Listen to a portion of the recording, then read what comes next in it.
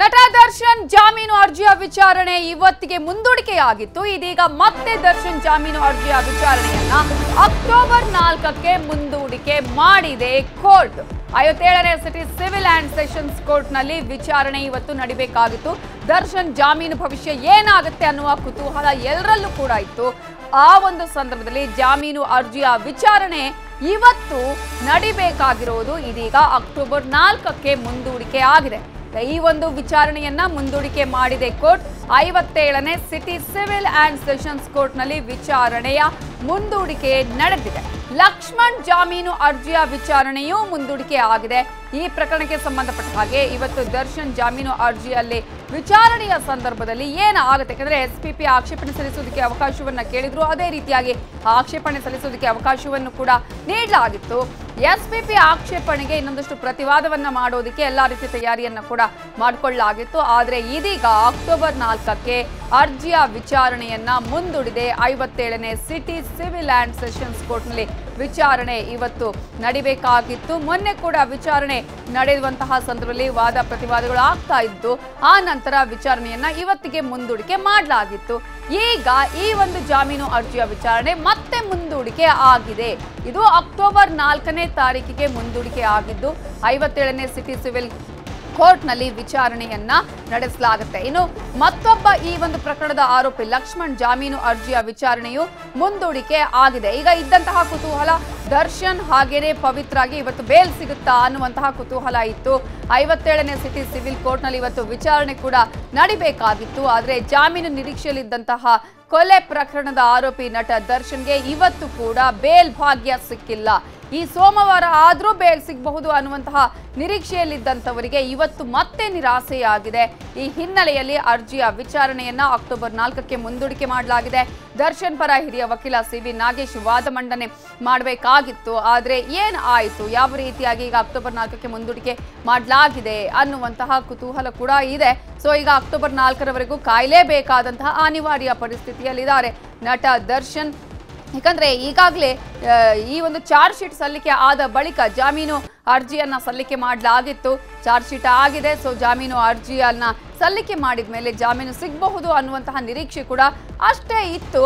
ದರ್ಶನ್ ಮಾತ್ರ ಅಲ್ಲ, ದರ್ಶನ್ ಫ್ಯಾನ್ಸ್ಗೂ ಕೂಡ ಮೊನ್ನೆಯಿಂದ ಕಾಯ್ತಾ ಇದ್ರು ಸೋಮವಾರ ಯಾವಾಗ ಆಗತ್ತಪ್ಪ ಅಂತ ಹೇಳಿ. ಸೋಮವಾರ ಆಗಿದೆ, ಇವತ್ತಾದ್ರೂ ಬೇಲ್ ಸಿಗುತ್ತಾ ಅಂತ ಹೇಳಿ ಕಾತರದಿಂದ ಕಾಯ್ತಿದ್ದವರು ಅನೇಕ ರೀತಿಯಾದಂತಹ ಪೂಜೆ ಪುನಸ್ಕಾರಗಳನ್ನ ಮಾಡ್ತಾ ಇದ್ರು, ದೇವಸ್ಥಾನಗಳಿಗೆ ಹೋಗ್ತಾ ಇದ್ರು, ಹರಕೆಗಳನ್ನ ಕೂಡ ಈಗಾಗಲೇ ಕಟ್ಟಿದ್ದಾರೆ. ಸೊ ದರ್ಶನ್ ಜಾಮೀನು ಅರ್ಜಿಯ ವಿಚಾರಣೆಯನ್ನ ಅಕ್ಟೋಬರ್ 4ಕ್ಕೆ ಈಗ ಮುಂದೂಡಿಕೆ ಮಾಡಲಾಗಿದೆ. ಈಗಾಗಲೇ ನಾವು ಗಮನಿಸ್ತಾ ಇದ್ವಿ ಲಕ್ಷ್ಮಣ್ ಜಾಮೀನು ಅರ್ಜಿಯ ವಿಚಾರಣೆಯೂ ಮುಂದೂಡಿಕೆಯಾಗಿದೆ. ಇನ್ನು ದರ್ಶನ್ ಪರ ವಕೀಲರು ಕಾಲಾವಕಾಶವನ್ನ ಕೋರಿ ಮನವಿಯನ್ನ ಕೇಳಿದ್ದಾರೆ, ಅಂದ್ರೆ ಸಲ್ಲಿಸಿದ್ರು. ವಾದ ಮಂಡನೆಗೆ ನಮಗೆ ಅವಕಾಶ ಕೊಡಬೇಕು, ಕಾಲಾವಕಾಶ ನೀಡಬೇಕು ಅಂತ ಹೇಳಿ ಕೋರಿದ್ರು ವಕೀಲರು. ವಕೀಲರ ಮನವಿಯ ಮೇರೆಗೆ ಅಕ್ಟೋಬರ್ 4ಕ್ಕೆ ಈಗ ವಿಚಾರಣೆಯನ್ನ ಕೋರ್ಟ್ ಮುಂದೂಡಿದೆ. ಇನ್ನು ಪವಿತ್ರ ಗೌಡ ಜಾಮೀನು ಅರ್ಜಿಯನ್ನ ಈಗ ಕೆಲ ಕಾಲ ಮುಂದೂಡಿಕೆ ಮಾಡಲಾಗಿದೆ ಅನ್ನುವಂತಹ ಮಾಹಿತಿ ಲಭ್ಯ ಆಗ್ತಾ ಇದೆ. ಏನಾಗುತ್ತೆ ಪವಿತ್ರ ಗೌಡ ಜಾಮೀನು ಅರ್ಜಿಯ ವಿಚಾರಣೆ, ಅದು ಕೂಡ ಸಾಕಷ್ಟು ಕುತೂಹಲಕ್ಕೆ ಕಾರಣ ಆಗಿದೆ.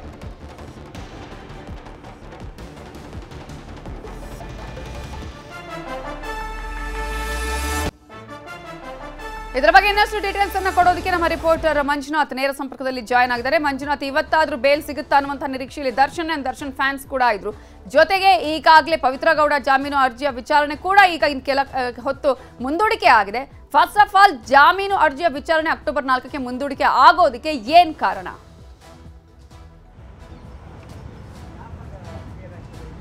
ನಾವಿತ್ತು ಇವತ್ತು ನಟ ದರ್ಶನ್ ಜಾಮೀನು ಸಿಗಬಹುದು ಅನ್ನುವಂಥ ಒಂದು ದೊಡ್ಡ ನಿರೀಕ್ಷೆಯಲ್ಲಿದ್ದರು ಅಂತಲೇ ಹೇಳ್ಬೋದು. ಯಾಕಂದರೆ ಬೆಳಿಗ್ಗೆಯಿಂದಲೂ ಕೂಡ ಅಷ್ಟೇ ಇವತ್ತು ಜಾಮೀನು ಅರ್ಜಿ ಏನಾಗಬಹುದು, ಒಂದು ಕಡೆ ಸಿಗಬಹುದು ಅನ್ನುವಂಥ ಒಂದು ಲೆಕ್ಕಾಚಾರದಲ್ಲೂ ಇದ್ರು. ಯಾಕಂದರೆ ಅಡ್ವೊಕೇಟ್ಸ್ ಕೂಡ ಅಷ್ಟೇ ಒಂದು ಧೈರ್ಯವನ್ನು ಹೇಳಿದರು, ಆದಷ್ಟು ಬೇಗ ಹೊರಗಡೆ ತರ್ತೀನಿ ಅಂತ ಹೇಳ್ಬಿಟ್ಟು. ಇವತ್ತು ಏನು ಸ್ಪೆಷಲ್ ಕೋರ್ಟ್ನಲ್ಲಿ ಜಾಮೀನು ಅರ್ಜಿ ವಿಚಾರಣೆ ಆರಂಭ ಆದ ತಕ್ಷಣವೇ ದರ್ಶನ್ನ ಪರ ವಕೀಲರೇ ಕಾಲಾವಕಾಶವನ್ನು ಕೇಳಿದ್ರು. ಯಾಕಂದರೆ ಶುಕ್ರವಾರ ಅಬ್ಜೆಕ್ಷನ್ ಕೂಡ ಅಷ್ಟೇ SPP ಅವರು ಫೈಲ್ ಮಾಡಿದ್ರು. ಅದರಲ್ಲೂ ಕೂಡ ನಟ ದರ್ಶನ್ಗೆ ಯಾವುದೇ ಕಾರಣಕ್ಕೂ ಕೂಡ ಅಷ್ಟೇ ಜಾಮೀನನ್ನು ಕೊಡಬಾರ್ದು. ಯಾಕಂದರೆ ಪೊಲೀಸರ ತನಿಖೆ ಸಂದರ್ಭದಲ್ಲಿ ನಟ ದರ್ಶನ್ ಕೊಲೆಯಲ್ಲಿ ಇನ್ವಾಲ್ವ್ಮೆಂಟ್ ಆಗಿರುವಂಥದ್ರ ಬಗ್ಗೆ ಸಾಕಷ್ಟು ಸಾಕ್ಷ್ಯಾಧಾರಗಳು ಈಗಾಗಲೇ ಸಿಕ್ಕಿದೆ. ಅದರಲ್ಲೂ ಕೂಡ FSLನ ರಿಪೋರ್ಟ್ಸ್ ಕೂಡ ಅಷ್ಟೇ ದರ್ಶನ್ನ ವಿರುದ್ಧವಾಗಿದೆ. ಜೊತೆಗೆ ಅಲ್ಲಿ ಸಿಕ್ಕಂತಹ ಏನೆಲ್ಲ ಟೆಕ್ನಿಕಲ್ ಎವಿಡೆನ್ಸಸ್ ಇತ್ತು ಅದೆಲ್ಲವೂ ಕೂಡ ನಟ ದರ್ಶನ್ನ ವಿರುದ್ಧವಾಗಿತ್ತು. ಈ ಒಂದು ಕಾರಣಕ್ಕೋಸ್ಕರ ನಟ ದರ್ಶನ್ಗೆ ಜಾಮೀನನ್ನು ಕೊಡಬಾರ್ದು. ಇದರ ಜೊತೆಗೆ ಪರಪ್ನ ಅಗ್ರಹಾರ ಜೈಲಿನಲ್ಲಿದ್ದಂಥ ಸಂದರ್ಭದಲ್ಲಿ ನಟ ದರ್ಶನ್ ರೌಡಿ ಶೀಟರ್ಗಳ ಶೀಟರ್ಗಳ ಜೊತೆ ಬಾಂಧವ್ಯವನ್ನು ಹೊಂದಿದ್ರು, ರೌಡಿ ಶೀಟರ್ಗಳ ಜೊತೆ ಸೇರ್ಕೊಂಡು ರಾಜ್ಯಾತಿಥ್ಯವನ್ನು ಪಡ್ಕೊಂಡಿದ್ರು. ಇದಿಷ್ಟೇ ಅಲ್ಲದೆ ರೌಡಿ ಶೀಟರ್ಗಳ ಜೊತೆ ವಿಡಿಯೋ ಕಾಲ್ಗಳನ್ನು ಕೂಡ ಮಾಡಿದ್ರು.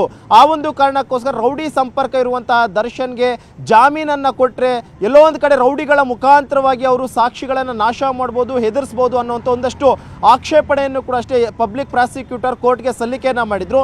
ಒಂದು ಕಡೆ ಆಕ್ಷೇಪಣೆ ಏನೆಲ್ಲ ಸಲ್ಲಿಕೆ ಅದೆಲ್ಲವೂ ಕೂಡ ನಟ ದರ್ಶನ್ನ ಪರ ವಕೀಲರು ಕೂಡ ಅಷ್ಟೇ ಕೂಲಂಕುಷವಾಗಿ ಪರಿಶೀಲನೆಯನ್ನು ಮಾಡಿದ್ರು. ಅದಕ್ಕೆ ಯಾವ ರೀತಿಯಾಗಿ ವಾದವನ್ನು ಮಾಡಬೇಕು, ಯಾವ ರೀತಿಯಾಗಿ ಕೌಂಟರನ್ನು ಕೊಡಬೇಕು ಅನ್ನೋಂಥ ಒಂದು ಲೆಕ್ಕಾಚಾರದಲ್ಲೂ ಕೂಡ ಅಷ್ಟೇ ಈ ಕಡೆ ದರ್ಶನ್ನ ಪರ ವಕೀಲರಿದ್ದರು. ಮತ್ತೊಂದು ಕಡೆ ನಟ ದರ್ಶನ್ನ ಪರವಾಗಿ ಹಿರಿಯ ವಕೀಲರು ಕೂಡ ವಾದ ಮನ್ನಣೆ ಮಾಡೋದಕ್ಕೆ ಎಲ್ಲ ರೀತಿಯ ತಯಾರಿಗಳು ಕೂಡ ಮಾಡ್ಕೊಂಡಿದ್ರು ಕೂಡ ಅಷ್ಟೇ. ಇವತ್ತು ಅವರು ಕೋರ್ಟ್ಗೆ ಹಾಜರಾಗದ ಹಿನ್ನೆಲೆಯಲ್ಲಿ ಅವರ ಅಡ್ವೊಕೇಟ್ಸ್ ಕೂಡ ಅಷ್ಟೇ ಬಂದಿದ್ರು. ಅವರ ಅಡ್ವೊಕೇಟ್ಸ್ ಕೂಡ ಅಷ್ಟೇ ಕಾಲಾವಕಾಶವನ್ನು ಕೇಳಿದ್ರು. ಯಾಕಂದರೆ CV ನಾಗೇಶ್ ಅವರು ಇವತ್ತು ಅಪಿಯರ್ ಆಗಕ್ಕಾಗ್ತಿಲ್ಲ, ಆ ಒಂದು ಕಾರಣಕ್ಕೋಸ್ಕರ ಅವರು ವಾದ ಮನ್ನಣೆ ಮಾಡ್ತಾರೆ. ಅದಕ್ಕೋಸ್ಕರ ಕಾಲಾವಕಾಶವನ್ನು ಕೂಡ ಕೇಳಿದ್ರು. ಅಕ್ಟೋಬರ್ 4ನೇ ತಾರೀಕಿಗೆ ನಟ ದರ್ಶನ್ ಅವರ ಜಾಮೀನಿನ ಅರ್ಜಿಯ ವಿಚಾರಣೆಯನ್ನು ಮುಂದೂಡಲಾಯಿತು. ಯಾಕಂದರೆ ಇಲ್ಲಿ ಪ್ರಮುಖವಾಗಿ ದರ್ಶನ್ನ ಪರ ವಕೀಲರೇ ಇಲ್ಲಿ ಕಾಲಾವಕಾಶ ಬೇಕು, ಆರ್ಗ್ಯುಮೆಂಟ್ ಮಾಡೋಕ್ಕೆ ನಮ್ಗೆ ಟೈಮ್ ಬೇಕು. ನಟ ದರ್ಶನ ಪರವಾಗಿ ವಕಾಲತ್ತನ್ನು ವಹಿಸಿರುವಂಥ CV ನಾಗೇಶ್ ಅವರು ಪ್ರೆಸೆನ್ಸ್ ಇರಲಿಲ್ಲ ಅನ್ನುವಂಥ ಒಂದು ಕಾರಣಕ್ಕೋಸ್ಕರ ಅವರು ಟೈಮನ್ನು ಕೇಳಿದ್ರು. ಆ ಒಂದು ಕಾರಣಕ್ಕೋಸ್ಕರ ಜಡ್ಜು ಅಕ್ಟೋಬರ್ 4ನೇ ತಾರೀಕಿಗೆ ಒಂದು ಜಾಮೀನಿನ ಅರ್ಜಿಯನ್ನು ಮುಂದೂಡಲಾಗಿದೆ. ಇದು ನಟ ದರ್ಶನ ಜಾಮೀನು ಅರ್ಜಿ ಆದರೆ, ಮತ್ತೊಂದು ಕಡೆ ನಟಿ ಪವಿತ್ರ ಗೌಡ ಒಂದು ಜಾಮೀನು ಅರ್ಜಿಯನ್ನು ಕೂಡ ಅಷ್ಟೇ ಕೆಲ ಕಾಲ ಮುಂದೂಡಲಾಗಿದೆ. ಯಾಕಂದರೆ ಈಗಾಗಲೇ ಪವಿತ್ರ ಗೌಡ ಪರವಾಗಿ ಟಾಮಿ ಸೆಬಾಸ್ಟಿಯನ್ ಕೂಡ ಅಷ್ಟೇ ಸುದೀರ್ಘವಾದಂಥ ವಾದವನ್ನು ಮಂಡನೆ ಮಾಡಿದರು. ಪವಿತ್ರ ಗೌಡ ಪಾತ್ರ ಏನು ಅನ್ನುವಂಥದ್ರ ಬಗ್ಗೆ ಈಗಾಗಲೇ ಪೊಲೀಸರು ಕೂಡ ಚಾರ್ಜ್ ಶೀಟ್ನಲ್ಲಿ ಉಲ್ಲೇಖ ಮಾಡಿದ್ರು. ಅದಕ್ಕೂ ಪವಿತ್ರ ಗೌಡಗೆ ಯಾವುದೇ ರೀತಿಯಂಥ ಸಂಬಂಧ ಇಲ್ಲ. ಯಾಕಂದರೆ ಪವಿತ್ರ ಗೌಡಿಗೆ ಆತ ಇನ್ಸ್ಟಾಗ್ರಾಮ್ನ ಮುಖಾಂತರವಾಗಿ ಅಶ್ಲೀಲವಂತ ಮೆಸೇಜ್ಗಳನ್ನು ಮಾಡ್ತಿದ್ದ. ಅದನ್ನು ಆಕೆ ಪವನ್ಗೆ ಹೇಳ್ತಾಳೆ, ಪವನ್ ದರ್ಶನ್ಗೆ ಹೇಳ್ತಾನೆ. ಈ ಒಂದು ಕಿಡ್ನಾಪ್ನಿಂದ ಹಿಡಿದು ಎಲ್ಲವೂ ಕೂಡ ಅಷ್ಟೇ ನಟ ದರ್ಶನ್ ಪವನ್ ಮಾಡಿರುವಂಥ ಒಂದು ಪ್ಲ್ಯಾನಿಂಗ್ ಅದು. ಮನೆಯಲ್ಲಿದ್ದಂಥ ಪವಿತ್ರ ಗೌಡನ ನಟ ದರ್ಶನ್ ತನ್ನ ಕಾರ್ನಲ್ಲಿ ಕರ್ಕೊಂಡೋಗಿ ಪಟ್ಟಣಗೆರೆ ಶೆಡ್ಗೆ ಹೋಗ್ತಾನೆ. ಅಲ್ಲಿ ರೇಣುಕಾಸ್ವಾಮಿ ಮೇಲೆ ಹಲ್ಲೆ ಮಾಡುವಂತೆ ದರ್ಶನ್ ಸೂಚನೆ ಕೊಡ್ತಾನೆ. ದರ್ಶನ್ ಕೊಟ್ಟಂಥ ಸೂಚನೆ ಮೇಲೆಗೆ ಪವಿತ್ರ ಗೌಡ ಕೇವಲ ಚಪ್ಪಲಿಯಿಂದ ಮಾತ್ರ ಹಲ್ಲೆಯನ್ನು ಮಾಡಿದ್ದು ಬಿಟ್ಟರೆ ಇನ್ಯಾವುದೇ ರೀತಿಯಂಥ ಹಲ್ಲೆಯನ್ನು ಮಾಡಿಲ್ಲ. ರೇಣುಕಾಸ್ವಾಮಿ ಸಾವನ್ನಪ್ಪುವಂಥ ಸಂದರ್ಭದಲ್ಲೂ ಕೂಡ ಅಷ್ಟೇ ಪವಿತ್ರ ಗೌಡ ಆ ಒಂದು ಸ್ಥಳದಲ್ಲಿ ಇರಲಿಲ್ಲ. ಈ ರೀತಿಯಾದಂಥ ವಾದವನ್ನು ಟಾಮಿ ಸೆಬಾಸ್ಟಿಯನ್ ಕೂಡ ವಾದನ ಮಂಡನೆ ಮಾಡಿದರು. ಸದ್ಯಕ್ಕೆ ಪವಿತ್ರ ಗೌಡ ಪರ ವಕೀಲರ ವಾದ ಮುಕ್ತಾಯ ಅಂತ ಬಳಿಕ ಪಬ್ಲಿಕ್ ಪ್ರಾಸಿಕ್ಯೂಟರ್ ವಾದವು ಕೂಡ ಅಷ್ಟೇ ಇವತ್ತು ಪೆಂಡಿಂಗ್ ಇತ್ತು. ಬಹುತೇಕ ಪವಿತ್ರ ಗೌಡ ಜಾಮೀನು ಅರ್ಜಿಯ ವಿಚಾರಣೆಯನ್ನು ಕೆಲಕಾಲ ಮುಂದಿಡಿದ್ದು, ಆ ಕೆಲಕಾಲ ಮುಂದಿಡಿದಂಥ ಬಳಿಕ ಪಬ್ಲಿಕ್ ಪ್ರಾಸಿಕ್ಯೂಟರ್ ಕೊಡೋಕ್ಕೆ ಪವಿತ್ರ ಗೌಡಗೆ ಯಾಕೆ ಜಾಮೀನನ್ನು ಕೊಡಬಾರ್ದು ಅನ್ನೋ ನಿಟ್ಟಿನಲ್ಲಿ ಅವರು ಕೂಡ ಅಷ್ಟೇ ಇವತ್ತು ವಾದ ಮಂಡನೆ ಮಾಡಲು ಎಲ್ಲ ರೀತಿಯಂಥ ತಯಾರಿಗಳನ್ನು ಮಾಡ್ಕೊಂಡಿರುವಂಥದ್ದು. ಒಟ್ಟಿನಲ್ಲಿ ಎಲ್ಲೋ ಒಂದು ರೀತಿ ಅಭಿಮಾನಿಗಳಿಗೆ ನಟ ದರ್ಶನ್ಗೆ ಇವತ್ತು ಬೇಲ್ ಆಗ್ಬೋದು, ಸೋಮವಾರ ಯಾವತ್ತಾಗುತ್ತೆ ಅನ್ನುವಂಥ ನಿಟ್ಟಿನಲ್ಲಿ ಎಲ್ಲರೂ ಕೂಡ ಕಾಯ್ತಾ ಇದ್ರು. ಆದರೆ ಎಲ್ಲೋ ಒಂದು ರೀತಿ ಅಕ್ಟೋಬರ್ 4ನೇ ತಾರೀಕಿನವರೆಗೂ ಕೂಡ ಅಷ್ಟೇ ನಟ ದರ್ಶನ್ ಬಳ್ಳಾರಿಯ ಜೈಲಿನಲ್ಲೇ ಕಾಳ ಕಳೆಯುವಂಥ ಸ್ಥಿತಿ ಎದುರಾಗಿದೆ. ನವಿತಾ, ಮಂಜುನಾಥ್, ಈಗ ಇನ್ನು ಉಳಿದ ಕೆಲವು ಆರೋಪಿಗಳ ಜಾಮೀನು ಅರ್ಜಿಯ ವಿಚಾರಣೆ ಮುಂದೂಡಿಕೆ ಆಗಿದೆ. ಅದು ಯಾವಾಗಕ್ಕೆ ಅಂದರೆ ಅದು ಕೂಡ ಅಕ್ಟೋಬರ್ 4ಕ್ಕೆ ಮುಂದೂಡಿಕೆ ಆಗಿರೋದಾ ಹೇಗೆ? ಹಾಗೆಯೇ ಪವಿತ್ರ ಗೌಡ ಜಾಮೀನು ಅರ್ಜಿಯ ತೀರ್ಪು ಇವತ್ತೇ ಬರುವಂತಹ ಸಾಧ್ಯತೆಗಳು ಇದೆಯಾ ಹೇಗೆ?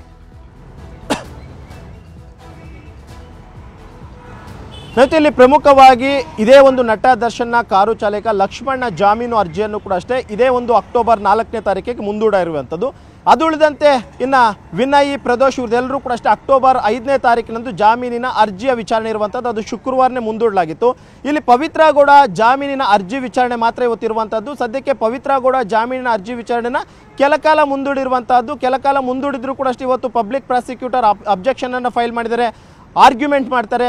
ಆರ್ಗ್ಯುಮೆಂಟ್ನಲ್ಲಿ ಯಾವುದೇ ಕಾರಣಕ್ಕೂ ಪವಿತ್ರ ಗೌಡಗೆ ಬೇಲ್ ಕೊಡಬಾರ್ದು ಅಂತೇಳಿ ಅವರು ಕೂಡ ಈಗಾಗಲೇ ಒಂದಷ್ಟು ಪಾಯಿಂಟ್ಸನ್ನು ರೈಸ್ ಮಾಡಲು ಮುಂದಾಗಿರುವಂಥದ್ದು. ಯಾಕಂದರೆ ಚಾರ್ಜ್ ಶೀಟ್ನಲ್ಲಿ ಈಗಾಗಲೇ ಮೆನ್ಷನ್ ಮಾಡಿರುವಂಥ ಪ್ರಕಾರವಾಗಿ FSLನ ರಿಪೋರ್ಟ್ ಕಂಪ್ಲೀಟ್ ಆಗಿ ಮ್ಯಾಚ್ ಆಗಿದೆ. ಅದರಲ್ಲೂ DNA ರಿಪೋರ್ಟ್ಸ್ ಆಗಿರ್ಬೋದು, ಬ್ಲಡ್ ಸ್ಯಾಂಪಲ್ಸ್ ಆಗಿರ್ಬೋದು, ಜೊತೆಗೆ ಪವಿತ್ರ ಗೌಡ ರೇಣುಕಾಸ್ವಾಮಿಯನ್ನು ಹಲ್ಲೆ ಮಾಡ್ತಿರುವಂಥ ಸಂದರ್ಭದಲ್ಲಿ ಪ್ರೆಸೆನ್ಸ್ ಇದ್ರು ಅನ್ನುವಂಥದ್ದಕ್ಕೆ ಟವರ್ ಡಬ್ನ ಮುಖಾಂತರವಾಗಿ ಏನು ನೆಟ್ವರ್ಕ್ನ ಮುಖಾಂತರವಾಗಿ ತೆಗೆದುಕೊಂಡಿರುವಂಥ ಲೊಕೇಶನ್ಸ್ ಏನಿದೆ ಅದೆಲ್ಲವೂ ಕೂಡ ಮ್ಯಾಚ್ ಆಗಿತ್ತು. ಜೊತೆಗೆ ಪವಿತ್ರ ಗೌಡ ಚಪ್ಪಲಿಯ ಮೇಲೆ ರೇಣುಕಾಸ್ವಾಮಿಯ ಬ್ಲಡ್ ಸ್ಯಾಂಪಲ್ಸ್ ಕೂಡ ಅಷ್ಟೇ ಪತ್ತೆ ಆಗಿತ್ತು. ಇದೆಲ್ಲವನ್ನೂ ಕೂಡ ಅಷ್ಟೇ ಪವಿತ್ರ ಗೌಡ ರೇಣುಕಾಸ್ವಾಮಿಯನ್ನು ಹಲ್ಲೆ ಮಾಡ್ತಿರುವಂಥ ಸಂದರ್ಭದಲ್ಲಿ ಅಲ್ಲಿ ಪ್ರೆಸೆನ್ಸ್ ಇದ್ರು ಅನ್ನುವಂಥದ್ದನ್ನು ಪ್ರೂವ್ ಮಾಡಿದ್ದಾರೆ. ಆ ಒಂದು ಕಾರಣಕ್ಕೋಸ್ಕರ ಪವಿತ್ರ ಗೌಡನೇ ಈ ಒಂದು ರೇಣುಕಾಸ್ವಾಮಿಯನ್ನು ಕಿಡ್ನಾಪ್ ಮಾಡೋದ್ರಿಂದ ಹಿಡಿದು ಕೊಲೆ ಮಾಡುವಂಥದ್ರು ಕೂಡ ಇರುವಂತಹ ಮಾಸ್ಟರ್ ಮೈಂಡ್ ಅನ್ನುವಂಥದ್ದು ಈಗಾಗಲೇ ಪಬ್ಲಿಕ್ ಪ್ರಾಸಿಕ್ಯೂಟರ್ ವಾದವನ್ನು ಮಂಡನೆ ಮಾಡಿದ್ರು. ಯಾಕಂದರೆ ಪವಿತ್ರ ಗೌಡನೇ ಇದೆಲ್ಲದಕ್ಕೂ ಕೂಡ ಕಾರಣಕರ್ತೆ. ರೇಣುಕಾಸ್ವಾಮಿ ಮೆಸೇಜ್ ಮಾಡ್ತಿರುವಂತಹದ್ದನ್ನು ಪವನ್ಗೆ ಹೇಳಿದ್ದಾರೆ, ಪವನ್ ಮುಖಾಂತರವಾಗಿ ದರ್ಶನ್ಗೆ ತಿಳಿಸುವಂತ ಹೇಳಿದ್ರು. ರೇಣುಕಾಸ್ವಾಮಿಯನ್ನು ಕಿಡ್ನಾಪ್ ಮಾಡೋದಕ್ಕೂ ಕೂಡ ಅಷ್ಟೇ ಎಲ್ಲವೂ ಕೂಡ ಪವಿತ್ರ ಗೌಡ ಪ್ಲಾನ್ನಂತೆ ಇಲ್ಲಿ ಆಗಿದೆ ಅನ್ನುವಂಥದ್ರ ಬಗ್ಗೆ ಈಗಾಗಲೇ ವಾದ ಮಂಡನೆ ಮಾಡಿದ್ರು. ಆದರೂ ಕೂಡ ಅಷ್ಟೇ ಪವಿತ್ರ ಗೌಡ ಪರ ವಕೀಲರಾದಂಥ ಟಾಮಿ ಸೆಬಾಸ್ಟಿಯನ್ ಅವರು ಪವಿತ್ರ ಗೌಡ ರೋಲ್ ಏನೂ ಇಲ್ಲ ಇಲ್ಲಿ, ಕೇವಲ ಆಕೆ ಅಲ್ಲಿ ಇರಬಹುದು, ಆದರೆ ಆಕೆ ಕೊಲೆಯನ್ನು ಮಾಡಿಲ್ಲ ಅನ್ನುವಂಥ ನಿಟ್ಟಲ್ಲಿ ವಾದವನ್ನು ಮಂಡನೆ ಮಾಡಿದರು. ಆದರೆ ಇವತ್ತು ಪಬ್ಲಿಕ್ ಪ್ರಾಸಿಕ್ಯೂಟರ್ ಅಂತ ಪ್ರಸನ್ನ ಕುಮಾರ್ ಅವರು ಕೂಡ ವಾದನೆ ಮಂಡನೆ ಮಾಡ್ತಾ ಇದ್ದಾರೆ. ವಾದ ಮಂಡನೆ ಮಾಡುವಂಥ ಸಂದರ್ಭದಲ್ಲಿ ಏನೆಲ್ಲ ಚಾರ್ಜ್ ಶೀಟ್ನಲ್ಲಿ ಉಲ್ಲೇಖವನ್ನು ಮಾಡಿದರೆ ಆ ಒಂದು ಅಂಶಗಳನ್ನು ಇಟ್ಕೊಂಡು ಅವ್ರು ಉಲ್ಲೇಖವನ್ನು ಮಾಡ್ತಾರೆ. ಯಾಕಂದರೆ ಇಲ್ಲಿ ಪ್ರಮುಖವಾಗಿ ಬ್ಲಡ್ ಸ್ಯಾಂಪಲ್ಸ್ ಅನ್ನುವಂಥದ್ದು ಏನು ಮ್ಯಾಚ್ ಆಗಿದೆ, ಇದು ಎಲ್ಲೋ ಒಂದು ರೀತಿ ಪವಿತ್ರ ಗೌಡ ಜಾಮೀನಿಗೆ ಒಂದು ಹಿನ್ನಡೆ ಆಗುತ್ತೆ ಅಂತ ಹೇಳ್ಬೋದು. ಜೊತೆಗೆ ಅಲ್ಲಿ ಟವರ್ ಡಪ್ನ ಮ್ಯಾಚಸ್ ಆಗಿರ್ಬೋದು ಅಥವಾ ಪವಿತ್ರ ಗೌಡ ದರ್ಶನ್ ಹೋಗ್ತಿರುವಂಥ CCTV ಫೂಟೇಜಸ್ ಆಗಿರ್ಬೋದು, ಇದೆಲ್ಲವೂ ಕೂಡ ಈಗಾಗಲೇ ಪೊಲೀಸರು ಕಲೆಕ್ಟ್ ಮಾಡ್ಕೊಂಡಿದ್ದಾರೆ. ಈ ಒಂದು ಬೇಸ್ನ ಮೇಲೆ ಮತ್ತು ಪವಿತ್ರ ಗೌಡಗೆ ಜಾಮೀನನ್ನು ಕೊಟ್ಟರೂ ಕೂಡ ಅಷ್ಟೇ ಸಾಕ್ಷಿಗಳನ್ನು ನಾಶ ಮಾಡ್ಬೋದು. ಯಾಕಂದರೆ ದರ್ಶನ್ಗೆ ಸಾಕಷ್ಟು ಅಪಾರ ಪ್ರಮಾಣದಲ್ಲಿ ಅಭಿಮಾನಿಗಳನ್ನು ಹೊಂದಿದ್ದಾರೆ ಅವರು. ಆ ಅಭಿಮಾನಿಗಳ ಮುಖಾಂತರವಾಗಿ ಪವಿತ್ರ ಗೌಡ ಕೂಡ ಇನ್ಫ್ಲೂಯೆನ್ಸ್ ಮಾಡಬಹುದು ಅನ್ನುವಂಥ ಒಂದು ಲೆಕ್ಕಾಚಾರದಲ್ಲಿ ವಾದವನ್ನು ಮಂಡನೆ ಮಾಡೋದಕ್ಕೆ ತಯಾರಿಗಳನ್ನು ಮಾಡ್ಕೊಂಡಿದ್ದಾರೆ. ಈಗಾಗಲೇ ನ್ಯಾಯಾಧೀಶರು ಕೆಲ ಕಾಲ ಅರ್ಜಿ ವಿಚಾರಣೆಯನ್ನು ಮುಂದೂಡಿದ್ದು, ಅರ್ಜಿ ವಿಚಾರಣೆ ಆರಂಭ ಆದಂಥ ಬಳಿಕ ಪಬ್ಲಿಕ್ ಪ್ರಾಸಿಕ್ಯೂಟರ್ ವಾದ ಮಂಡನೆ ಮಾಡೋದಕ್ಕೆ ಸಿದ್ಧತೆಯನ್ನು ಮಾಡಿಕೊಂಡಿದ್ದಾರೆ. ನವಿತಾ, ಒಂದು ಕಡೆ ನಟ ದರ್ಶನ್ ಜಾಮೀನು ಅರ್ಜಿಯ ವಿಚಾರಣೆಯನ್ನ ಅಕ್ಟೋಬರ್ 4ಕ್ಕೆ ಮುಂದೂಡಿದೆ 57ನೇ ಸಿಟಿ ಸಿವಿಲ್ ಕೋರ್ಟ್. ಈ ಹಿನ್ನೆಲೆಯಲ್ಲಿ ಈ ಒಂದು ಕಡೆ ಜಾಮೀನು ಅರ್ಜಿಯ ವಿಚಾರಣೆ ಮುಂದೂಡಿಕೆ ಆದ್ರೆ ಮತ್ತೊಂದು ಕಡೆ ಬಳ್ಳಾರಿ ಜೈಲಲ್ಲಿರುವಂತಹ ನಟ ದರ್ಶನ್ ಅನ್ನ ನೋಡೋದಕ್ಕೆ ಸಂಜೆ 4:30ಕ್ಕೆ ಬಳ್ಳಾರಿ ಜೈಲಿಗೆ ದರ್ಶನ್ ಪತ್ನಿ ವಿಜಯಲಕ್ಷ್ಮಿ ಭೇಟಿ ಕೊಡ್ತಾ ಇದ್ದಾರೆ. ದರ್ಶನ್ ಭೇಟಿ ಮಾಡಿ ಇವತ್ತು ಜಾಮೀನು ಅರ್ಜಿ ಬಗ್ಗೆ ಏನೇನು ಆಯಿತು ಅನ್ನೋದ್ರ ಬಗ್ಗೆ ಕೂಡ ಅವರಿಗೆ ಮಾಹಿತಿಯನ್ನು ಕೊಡಲಿದ್ದಾರೆ. ಮುಂದಿನ ಕಾನೂನು ಹೋರಾಟಗಳ ಬಗ್ಗೆ ಚರ್ಚೆಯನ್ನ ಮಾಡಲಿದ್ದಾರೆ. ಈಗಾಗಲೇ ಈ ಒಂದು ಕಾನೂನು ಹೋರಾಟದಲ್ಲಿ ಅಕ್ಟೋಬರ್ 4ಕ್ಕೆ ಜಾಮೀನು ಅರ್ಜಿಯ ವಿಚಾರಣೆಯನ್ನ ಮುಂದೂಡಿಕೆ ಮಾಡಲಾಗಿದೆ. ಈ ಹಿನ್ನೆಲೆಯಲ್ಲಿ ಈ ವಿಚಾರವನ್ನ ಕೂಡ ಇದರ ಮಾಹಿತಿಯನ್ನು ಕೂಡ ದರ್ಶನ್ಗೆ ತಿಳಿಸುವಂತಹ ಸಾಧ್ಯತೆ ಇದೆ. ದರ್ಶನ್ ಭೇಟಿ ಮಾಡಿ ಇವತ್ತಾದಂತಹ ಕಾನೂನು ಪ್ರೊಸೀಜರ್ ಏನೇನಿದೆ, ಇವತ್ತು ಕೋರ್ಟ್ನಲ್ಲಿ ಏನೇನು ಆಯಿತು ಅನ್ನೋದ್ರ ಜೊತೆಗೆ ಮುಂದೆ ಯಾವ ರೀತಿಯಾಗಿ ಕಾನೂನಿನಲ್ಲಿ ಹೋರಾಟವನ್ನ ಮಾಡಬೇಕಾಗತ್ತೆ ಜಾಮೀನು ಪಡ್ಕೊಳ್ಳುವಂತಹ ನಿಟ್ಟಿನಲ್ಲಿ ಅನ್ನೋದ್ರ ಬಗ್ಗೆ ಕೂಡ ದರ್ಶನ್ ಜೊತೆ ಮಾಹಿತಿಯನ್ನ ಹಂಚಿಕೊಳ್ಳುವಂತಹ ಚರ್ಚೆ ಮಾಡುವಂತಹ ಸಾಧ್ಯತೆ ಇದೆ.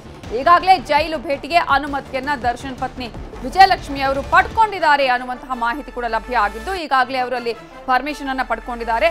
4:15 ವೇಳೆಗೆ ಬಳ್ಳಾರಿ ಜೈಲಿಗೆ ವಿಜಯಲಕ್ಷ್ಮಿ ಭೇಟಿಯನ್ನ ಕೊಡ್ತಾರೆ.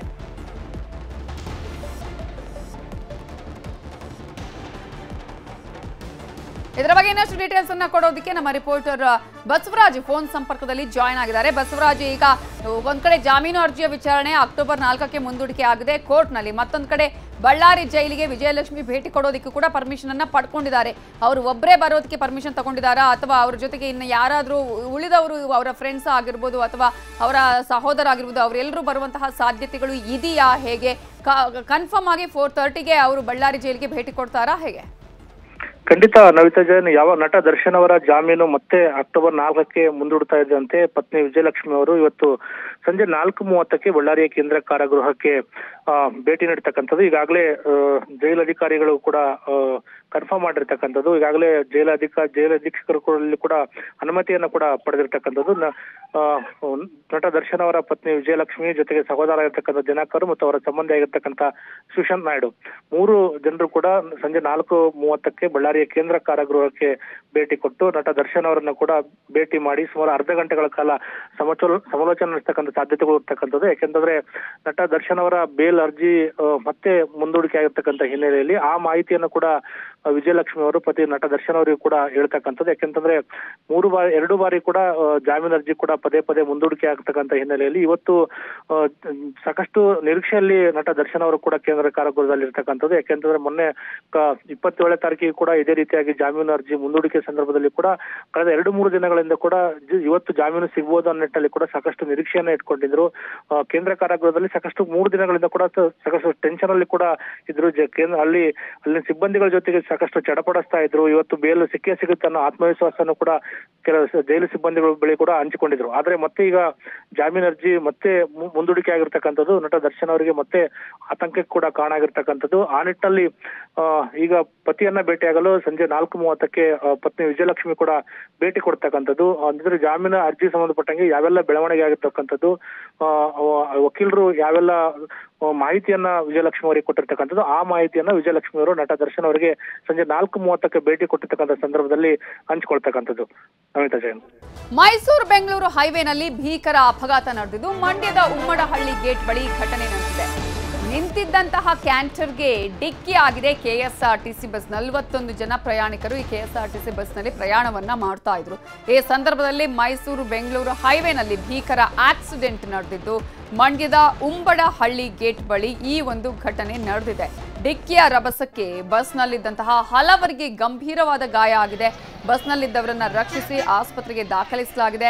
ಸ್ಥಳೀಯರು ಅವರನ್ನು ಆಸ್ಪತ್ರೆಗೆ ದಾಖಲಿಸಿದ್ದಾರೆ. ಈ ಭೀಕರ ಅಪಘಾತದ ದೃಶ್ಯ ಸಿಸಿಟಿವಿಯಲ್ಲಿ ಸೆರೆಯಾಗಿದೆ. ನೀವು ದೃಶ್ಯಗಳಲ್ಲಿ ಗಮನಿಸಬಹುದು.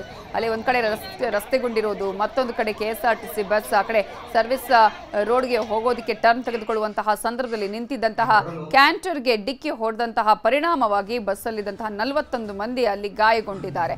ಮಂಡ್ಯ ಗ್ರಾಮಾಂತರ ಪೊಲೀಸ್ ಠಾಣಾ ವ್ಯಾಪ್ತಿಯಲ್ಲಿ ಈ ಪ್ರಕರಣ ದಾಖಲಾಗಿದೆ. ನೀವು ದೃಶ್ಯಗಳಲ್ಲೂ ಕೂಡ ಗಮನಿಸ್ತಾ ಇದ್ದೀರಾ. ಒಂದು ಕಡೆ ಮೈಸೂರು ಬೆಂಗಳೂರು ಎಕ್ಸ್ಪ್ರೆಸ್ ವೇ ಆದರೆ ಮತ್ತೊಂದು ಕಡೆಯಲ್ಲಿ ಉಮ್ಮಡಹಳ್ಳಿ ಗೇಟ್ ಕಡೆಗೆ ತೆರಳ್ತಾ ಇತ್ತು. ಅಂದ್ರೆ ಸರ್ವಿಸ್ ರೋಡ್ಗೆ ತೆರಳ್ತಾ ಇರುವಂತಹ ಸಂದರ್ಭದಲ್ಲಿ ಅಲ್ಲಿ ಬಸ್ ಅಲ್ಲಿ ಕ್ಯಾಂಟರ್ಗೆ ನಿಂತಿದ್ದಂತಹ ಕ್ಯಾಂಟರ್ಗೆ ಅಲ್ಲಿ ಡಿಕ್ಕಿ ಹೊಡೆದಿದೆ. ನೀವು ಈ ದೃಶ್ಯಗಳಲ್ಲಿ ಗಮನಿಸಿದ್ರೆ ಈಗ ಗೊತ್ತಾಗುತ್ತೆ. ಆದ್ರೆ ಈಗ ಅಲ್ಲಿರುವಂತಹ ಪ್ರಮುಖ ಪ್ರಶ್ನೆ, ಒಂದ್ ಕಡೆ ಈಗಾಗಲೇ ಒಂದಷ್ಟು ಆರೋಪಗಳು ಕೇಳಿ ಬಂದಿದೆ ಬಸ್ ಚಾಲಕನ ಮೇಲೆ, ಮತ್ತೊಂದು ಕಡೆ ಈಗಾಗಲೇ ವೇಗವಾಗಿ ಆತ ಓಡಿಸ್ತಾ ಇದ್ದ ಅನ್ನುವಂತಹ ಮಾತುಗಳನ್ನು ಕೂಡ ಹೇಳಲಾಗ್ತಿದೆ.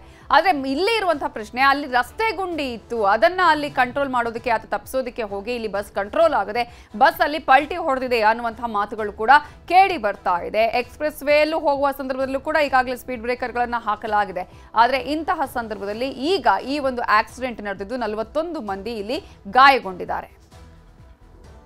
ಬಸ್ ಹತ್ಬಿಟ್ಟು ಮಂಡ್ಯಕ್ಕೆ ಬಂದು ಮಂಡ್ಯಕ್ಕೆ ಅಂದರೆ ಇಲ್ಲಿ ಸಂಜು ಆಸ್ಪತ್ರೆ ಹತ್ರ ಒಂದು ಟರ್ನಿಂಗ್ ಐತೆ ಅಲ್ವಾ ಮಂಡ್ಯ ಕ್ರಾಸ್ ಆಗೋಕ್ಕೆ, ಅಲ್ಲಿ ಬಸ್ಸು ಸ್ಪೀಡ್ ಇದ್ದರು, ಅವರು ಡ್ರೈವರು ಸ್ಪೀಡ್ ಇದ್ದಾಗ ನಮಗೆ ಏನಾಯಿತು ಏನು ಅಂತಲೇ ಗೊತ್ತಿಲ್ಲ. ಸ್ಪೀಡ್ ಇದ್ರು, ಫುಲ್ಲು ಸ್ಕಿಡ್ ಆಯಿತು ಬಸ್ಸು. ಹಿಂಗೆ ಟರ್ನ್ ಮಾಡಿದ್ರಲ್ವ ಈ ಕಡೆ ತಿರ್ಕೊಳ್ಳೋಕ್ಕೆ ಮಂಡ್ಯಕ್ಕೆ, ಫುಲ್ಲು ಇದಾಯಿತು ಸರ್, ಏನೋ ಸ್ಕಿಡ್ ಆಗೋಯ್ತು ಬಸ್ ಪಲ್ಟಿ ಆಯಿತು ಬಸ್ಸು. ಆಮೇಲೆ ನಮ್ಗೆ ಒಳಗಿದ್ದವ್ರಿಗೆ ಜಸ್ಟ್ ಬಸ್ ಅಲ್ಲಾಡ್ತು ಅಂದ್ಕೊಂಡು ದಬಾ ಕಂಡು ಬಿಡ್ತಲ್ಲ, ನಮ್ಗೆ ಭಯ ಆಗೋಯ್ತು ಸಖತ್ತು. ಒಬ್ಬೊಬ್ರಿಗೆ ಏನೋ ಮೈಯೆಲ್ಲ ಮಕ್ಕ ಎಲ್ಲ ಇದಾಗೈತೆ, ನಮಗೂ ಎದೆ ಎಲ್ಲ ಏಟಾಗೈತೆ.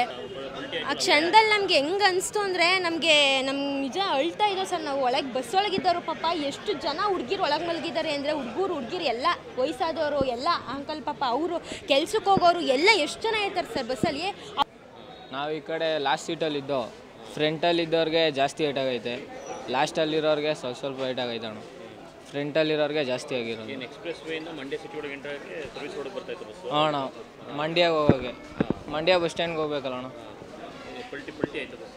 ಹೌದು ಅಣ್ಣ. ಈ ಗಾಡಿಗೆ ಹೊಡೆದ ತಕ್ಷಣ ರೈಟ್ ಸೈಡಿಗೆ ಬಿದ್ದಾಯಿತು. ರೈಟ್ ಸೈಡಿಗೆ ಬಿದ್ಮೇಲೆ ಇದಾಗಿದ್ದು. ಜನ ಎಲ್ಲ ಗಾಬರಿ ಪಟ್ಬಿಟ್ರಲ್ಲ ಅಣ್ಣ. ಒಳಗಡೆ ಕಿರ್ಚಾಡ್ಕೊಂಡು ಆಮೇಲೆ ಎಲ್ಲ ಒಬ್ಬೊಬ್ಬರ ಮೇಲೆ ಒಬ್ಬೊಬ್ರು ಬಿದ್ದಿದ್ರು. ಈ ಕಡೆ ಸೀಟವರೆಲ್ಲ ಆ ಕಡೆ ಹೋಗಿ ಬಿದ್ದೋಗಿದ್ರು. ನಾವು ಲಾಸ್ಟಲ್ಲಿದ್ದು ಗ್ಲಾಸ್ ಎಲ್ಲ ಹೊಡೆದಾಕಿ ಆಚೆಗೆ ಬಂದು, ಕೆಲವು ಜನ ಮ್ಯಾಕ್ ಹೋಗಿ ಸಪೋರ್ಟು ಮಾಡಿದ್ರು. ಈ ಕಡೆ ಜನ ಎಲ್ಲ ಇದ್ರಲ್ಲ ಅವರೆಲ್ಲ ಬಂದು ಎಲ್ಲ ಹೆಲ್ಪ್ ಮಾಡಿ ಎಲ್ಲರನ್ನೂ ಅಣ್ಣ ಹಾಸ್ಪಿಟ್ಲಿಗೆ ಹಾಕೋರೆ. ಈಗ ಒಂದು ಸೀಟು ಸೀರಿಯಸ್ ಅಂದ್ಬಿಟ್ಟು ಬೇರೆ ಹಾಸ್ಪಿಟ್ಲಿಗೆಲ್ಲ ಕಳಿಸೋರೆ. ಒಂದು ಹುಡುಗಿಗೆ ಕಾಲು ಮುರಿದೋಗೈತೆ ಅಣ್ಣ. ಆ ಹುಡುಗಿನೂ ಕಳಿಸಿದ್ರೆ ಇಲ್ಲೇ ಇರಬೇಕೇನೋ ಹುಡುಗಿ. ಸ್ಕ್ಯಾನಿಂಗ್ ಎಲ್ಲ ಮಾಡ್ತವ್ರೆ. ಒಬ್ಬ ತಾತಂಗೂ ಸೊಂಟ ಏನೋ ಏಟಾಗೈತೆ. ಒಬ್ಬರು ಡಿಪ್ಲೊಮಾ ಕಾಲೇಜ್ ಅಣ್ಣಂಗೆ ಕಾಲು ಏಟಾಗೈತೆ ಅಣ್ಣ. ಒಂದು ಹುಡುಗಿ ಯಾರ್ಯಾರಿಗೋ ಹೊಲಿಗೆ ಎಲ್ಲ ಹಾಕೋರೆ. ಈ ಅಪಘಾತ ಯಾವ ರೀತಿಯಾಗಿತ್ತು, ಯಾವ ರೀತಿಯಾಗಿ ಆಯ್ತು ಅನ್ನೋದ್ರ ಬಗ್ಗೆ ಈಗಾಗಲೇ ಮಂಡ್ಯ ಜಿಲ್ಲಾಧಿಕಾರಿಗಳು ಒಂದಷ್ಟು ಮಾಹಿತಿ ಕೊಟ್ಟಿದ್ದಾರೆ. ಈ ಅಪಘಾತಕ್ಕೆ ಓವರ್ ಸ್ಪೀಡೇ ಕಾರಣ ಅಂತ ಹೇಳಿದ್ದಾರೆ ಮಂಡ್ಯ DC. ಅಪಘಾತದಲ್ಲಿ ಬಸ್ನಲ್ಲಿದ್ದ 41 ಜನರಿಗೆ ಗಾಯಗಳಾಗಿದೆ. 12 ಜನರನ್ನ ಮಿಮ್ಸ್ ಆಸ್ಪತ್ರೆಗೆ, ಉಳಿದ 27 ಜನರನ್ನ ಖಾಸಗಿ ಆಸ್ಪತ್ರೆಗೆ ದಾಖಲಿಸಿ ಚಿಕಿತ್ಸೆಯನ್ನ ನೀಡಲಾಗ್ತಿದೆ ಅನ್ನುವಂತಹ ಮಾಹಿತಿಯನ್ನ ಕೊಟ್ಟಿದ್ದಾರೆ. ಈಗ ಗಾಯಾಳುಗಳಲ್ಲಿ 9 ಮಂದಿ ವಿದ್ಯಾರ್ಥಿಗಳು ಸೇರಿದ್ದಾರೆ.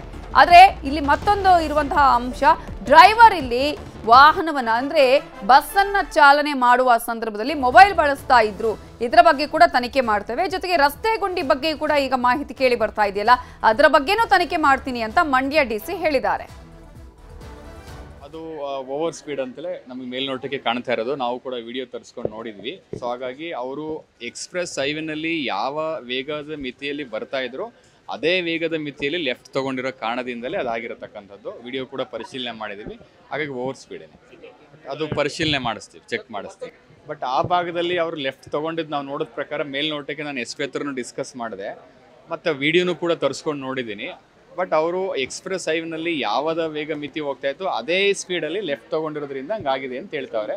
ನಾನು ವೆರಿಫೈ ಮಾಡಿಸ್ತೀನಿ. ನಾನು NH ಅಧಿಕಾರಿಗಳು ಕೂಡ ಮಾತಾಡಿದೆ, ಈಗ ಮಾತಾಡಿ ಅವ್ರನ್ನೂ ಕರೆಸಿ ವೆರಿಫೈ ಮಾಡಿಸ್ತೀನಿ.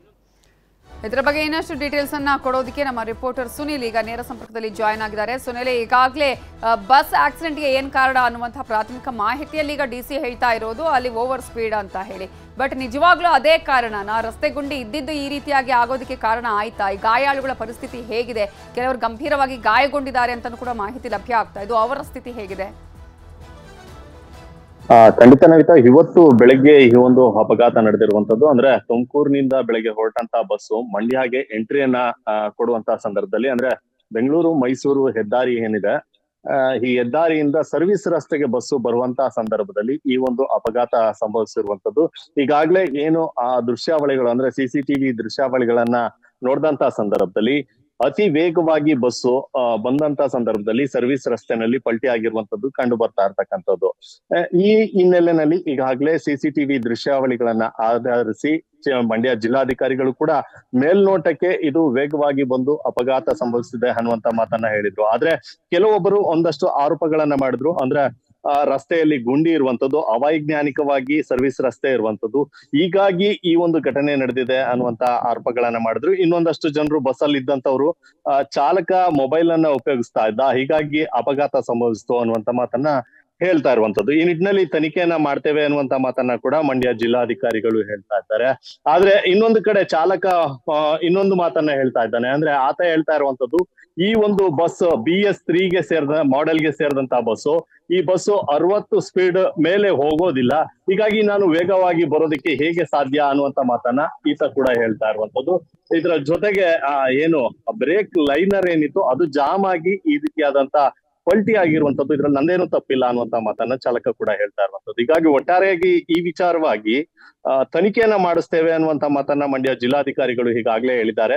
ಒಬ್ಬೊಬ್ಬರು ಒಂದೊಂದು ಆರೋಪಗಳನ್ನ ಮಾಡ್ತಾ ಇರುವಂತದ್ದು. ಹೀಗಾಗಿ ತನಿಖೆಯಿಂದ ಯಾವ ಕಾರಣಕ್ಕೆ ಈ ಒಂದು ಬಸ್ ಅಪಘಾತ ಆಯ್ತು ಅನ್ನುವಂಥದ್ದು ಕಂಡು ಬರುತ್ತೆ. ಇನ್ನು ಉಳಿದಂತೆ ಬಸ್ ನಲ್ಲಿ ಇದ್ದಂತವ್ರು ಸುಮಾರು 50 ರಿಂದ 60 ಜನರು ಬಸ್ ನಲ್ಲಿ ಇದ್ರು ಅಂತ ಹೇಳಾಗ್ತಾ ಇರುವಂತದ್ದು. ಅದರಲ್ಲಿ ಈಗಾಗಲೇ ಜಿಲ್ಲಾಧಿಕಾರಿಗಳು ಮಾಹಿತಿ ಕೊಟ್ಟ ಪ್ರಕಾರ 41 ಜನರಿಗೆ ಗಾಯಗಳಾಗಿದೆ ಅನ್ನುವಂತ ಮಾತನ್ನ ಹೇಳಿದ್ದಾರೆ. ಅದರಲ್ಲಿ ಪ್ರಮುಖವಾಗಿ ಒಂದಿಬ್ಬರಿಗೆ ಮಾತ್ರ ದೊಡ್ಡ ಮಟ್ಟದ ಗಾಯಗಳಾಗಿರುವಂತದ್ದು. ಅವರಿಗೆ ಈಗಾಗಲೇ ಚಿಕಿತ್ಸೆಯನ್ನ ಕೊಡಿಸ್ತಾ ಇದೀವಿ. ಈ ಚಿಕಿತ್ಸಾ ವೆಚ್ಚವನ್ನ ಈಗಾಗಲೇ KSRTC ಇಲಾಖೆ ಏನಿದೆ ಅದು ಭರಿಸುತ್ತೆ ಅನ್ನುವಂತ ಮಾತನ್ನ ಕೂಡ DC ಅವರು ಹೇಳ್ತಾ ಇರುವಂತದ್ದು. Navitha, okay, thank you Sunil ಡೀಟೇಲ್ಸ್ಗೆ. ಏನು ಈ ಒಂದು ಬಸ್ ಅನ್ನ ಡ್ರೈವ್ ಮಾಡ್ತಾ ಇದ್ದಂತಹ ಡ್ರೈವರ್ ಮಾತನಾಡಿದ್ದಾರೆ, ಏನ್ ಹೇಳಿದ್ದಾರೆ ನೋಡಿ. ಆ ಟೈಮಲ್ಲಿ ಬರ್ತಾ ಇದ್ದೆ, ಆ ಕಡೆ ಇದ್ದ ಗಾಡಿ ಒಂದು 40ರಾಗಿತ್ತು, ಲೋಡೂ ಇತ್ತು. ಬ್ರೇಕು ಒಂದ್ಸಲಿ ಹೊಡೆದೆ, ಪೆಡ್ಲು ಫುಲ್ಲು ರೈಟ್ ಸೈಡು ಅಲ್ಲ ಲೆಫ್ಟ್ ಸೈಡು ಫುಲ್ಲು ಟೈರ್ ಹೋಗಿತ್ತು, ಲೈನರ್ ಜಾಮ್ ಆಗಿಬಿಡ್ತು. ಫಸ್ಟು ಒಂದು ಬ್ರೇಕ್ ಹೊಡೆದಾಗ ಅವಾಯ್ಡ್ ಆಗಲಿ, ಅಂದರೆ ಒಂದು ಬ್ರೇಕ್ ಹೊಡೆದಾಗ ಅದು ಜರ್ಕೊಂಡು ಹಂಗೆ ಹೋಗ್ತಾ ಇತ್ತು ಗಾಡಿ. ಇನ್ನೊಂದು ಪೆಡ್ಲ್ ಹೊಡೆದಾಗ ಫುಲ್ಲು ರೈಟ್ಗೆ ಹಿಡ್ದಿದ್ದು ಲೆಫ್ಟಿಗೆ ಕಿತ್ಕೊಂಡು ಹೋಗ್ಬಿಡ್ತು. ನಾವು ತುಮಕೂರಿದ್ದ ಮೈಸೂರಿಗೆ ಸ್ಟ್ಯಾಂಡಿಂಗ್ ಇತ್ತು ಸರ್. ಹಾಂ, ಇತ್ತು. ಸ್ಟೂಡೆಂಟು ಇದ್ದರು, ಮಾಮೂಲು. ಹಾಂ, ಫಸ್ಟ್ ಟೈಮ್. ಇದು ಬಸ್ ಡ್ರೈವರ್ ಈಗಾಗಲೇ ಹೇಳ್ತಾ ಇದ್ರು ಏನೇನು ಆಗಿದೆ ಅನ್ನೋದರ ಬಗ್ಗೆ. ಈಗ ಹಾಸ್ಪಿಟಲ್ನಲ್ಲಿ ಈಗ ಅನೇಕರಿಗೆ ಚಿಕಿತ್ಸೆಯನ್ನು ನೀಡಲಾಗ್ತಾ ಇದೆ. ಈಗಾಗಲೇ ಅಲ್ಲಿನ DC ಕೂಡ ಮಾಹಿತಿಯ ಕೊಟ್ಟ ಹಾಗೆ ಒಂದಷ್ಟು ಜನರನ್ನ ಮಿಮ್ಸ್ ಆಸ್ಪತ್ರೆಗೆ ದಾಖಲಿಸಲಾಗಿದೆ. ಅದರಲ್ಲಿ 17 ಜನರನ್ನ ಮಿಮ್ಸ್ ಆಸ್ಪತ್ರೆಗೆ ದಾಖಲಿಸಲಾಗಿದೆ, 27 ಜನರನ್ನ ಖಾಸಗಿ ಆಸ್ಪತ್ರೆಯಲ್ಲಿ ದಾಖಲಿಸಿ ಚಿಕಿತ್ಸೆಯನ್ನು ನೀಡಲಾಗ್ತಿದೆ ಅನ್ನುವಂಥ ಮಾತನ್ನು ಕೂಡ ಈಗಾಗಲೇ ಜಿಲ್ಲಾಧಿಕಾರಿಗಳಾಗಿರುವಂತಹ ಡಾಕ್ಟರ್ ಕುಮಾರ್ ಹೇಳಿದರು. ಹಾಗೆಯೇ ಅವರು ಕೂಡ ಭೇಟಿ ಕೊಟ್ಟು ಅಲ್ಲಿ ಪರಿಶೀಲನೆಯನ್ನು ನಡೆಸಿದ್ದಾರೆ. ಗಾಯಾಳುಗಳ ಆರೋಗ್ಯ ಕ್ಷೇಮವನ್ನು ವಿಚಾರಿಸಿದ್ದಾರೆ. ಏನಾಯಿತು ಅನ್ನೋದ್ರ ಬಗ್ಗೆ ಕೂಡ ಅವರಿಂದನೂ ಮಾಹಿತಿ ಪಡ್ಕೊಂಡಿದ್ದಾರೆ. ಜೊತೆಗೆ ಆ ಒಂದು ಘಟನೆಯಲ್ಲಿ ಅನೇಕರು ಗಂಭೀರ ಗಾಯ ಆಗಿದೆ, ಅನೇಕರು ಹಿರಿಯ ನಾಗರಿಕರು ಕೂಡ ಇದ್ರು, ಅವರಿಗೂ ಗಂಭೀರವಾಗಿ ಪೆಟ್ಟಾಗಿದೆ ಅನ್ನುವಂತಹ ಒಂದು ವಿಚಾರವನ್ನು ಕೂಡ ನಾವಿಲ್ಲಿ ಗಮನಿಸಬೇಕಾಗುತ್ತೆ. ಆಸ್ಪತ್ರೆಗೆ ದಾಖಲಿಸಿ ಈಗ ಗಾಯಾಳುಗಳಿಗೆ ಚಿಕಿತ್ಸೆಯನ್ನು ನೀಡಲಾಗ್ತಾ ಇದೆ. ಈಗ ಈ ಒಂದು ಸಂದರ್ಭದಲ್ಲಿ ಮತ್ತೊಂದು ಪ್ರಮುಖವಾಗಿ ಈಗ ಏನು ಆಯಿತು, ಯಾವ ಕಾರಣಕ್ಕಾಗಿ ಈ ಒಂದು ಆಕ್ಸಿಡೆಂಟ್ ನಡೆಯಿತು, ಯಾಕಂದರೆ ಬೆಂಗಳೂರು ಎಕ್ಸ್ಪ್ರೆಸ್ ಹೈವೇಯ ಸಂದರ್ಭದಲ್ಲಿ ಯಾವ ಸ್ಪೀಡಲ್ಲಿ ಇದ್ರು ಅದೇ ಸ್ಪೀಡಲ್ಲಿ ಇದ್ರು ಅಂತ ಈಗ DC ಹೇಳ್ತಾರೆ. ಆದರೆ ಡ್ರೈವರ್ ಹೇಳ್ತಾ ಇರೋದೇ ಬೇರೆ. ಪ್ರವಾಸೋದ್ಯಮ ದಿನಾಚರಣೆ ನಿಮಿತ್ತ ನಡೆದಂತಹ 3 ದಿನಗಳ ವಿವಿಧ ಕಾರ್ಯಕ್ರಮ ಕಡಲ ತೀರದಲ್ಲಿ ಆಕಾಶದೆತ್ತರಕ್ಕೆ ಗಾಳಿಪಟ ಹಾರಾಡಿದೆ. ಪ್ರವಾಸೋದ್ಯಮ ದಿನಾಚರಣೆ ಅಂಗವಾಗಿ ಗಾಳಿಪಟ ಹಾರಾಟ ಸ್ಪರ್ಧೆಯನ್ನ ಹಮ್ಮಿಕೊಳ್ಳಲಾಗಿತ್ತು. ಆಕಾಶದಲ್ಲಿ ಹಾರಾಡಿದೆ ಬಗೆ ಬಗೆಯ ಕಲರ್ಫುಲ್ ಗಾಳಿಪಟಗಳು. ಕಾರವಾರ ರವೀಂದ್ರನಾಥ ಕಡಲ ತೀರದಲ್ಲಿ ನಿಂತು ಗಾಳಿಪಟವನ್ನು ಹಾರಿಸಿದ್ದಾರೆ ಸ್ಪರ್ಧಾಳುಗಳು. ಪ್ರವಾಸೋದ್ಯಮ ಇಲಾಖೆ, ಉತ್ತರ ಕನ್ನಡ ಜಿಲ್ಲಾಡಳಿತದಿಂದ ಈ ಕಾರ್ಯಕ್ರಮವನ್ನು ಆಯೋಜನೆ ಮಾಡಲಾಗಿದೆ. ಈ ಸಂದರ್ಭದಲ್ಲಿ ಕಲರ್ಫುಲ್ ಗಾಳಿಪಟಗಳು ಆಕಾಶದೆತ್ತರಕ್ಕೆ ಹಾರಾಡಿ ಅಲ್ಲಿ ಇದ್ದಂತಹ ಜನರ ಗಮನ ಸೆಳೆದಿದೆ. ಕಡಲ ತೀರದಲ್ಲಿ ಗಾಳಿಪಟ ಒಂದು ಹಾರಾಡಿದಂತಹ ಸಂದರ್ಭದಲ್ಲಿ ಅಲ್ಲಿದ್ದಂತಹ ಜನ ಒಂದು ಕಡೆ ಗಾಳಿಪಟವನ್ನ ಹಾರಿಸೋದಕ್ಕೆ ಖುಷಿ ಪಡ್ತಾ ಇದ್ರೆ, ಮತ್ತೊಂದು ಕಡೆ ಅದನ್ನ ನೋಡೋದಕ್ಕೆ ಸೇರಿದಂತಹ ಜನರು ಕೂಡ ಅಷ್ಟೇ ಖುಷಿಯಿಂದ ಈ ಒಂದು ಗಾಳಿಪಟ ಆಕಾಶದಲ್ಲಿ ಹಾರ್ತಾ ಇರೋದನ್ನ ನೋಡಿ ಸಂತಸ ಪಟ್ಟಿದ್ದಾರೆ.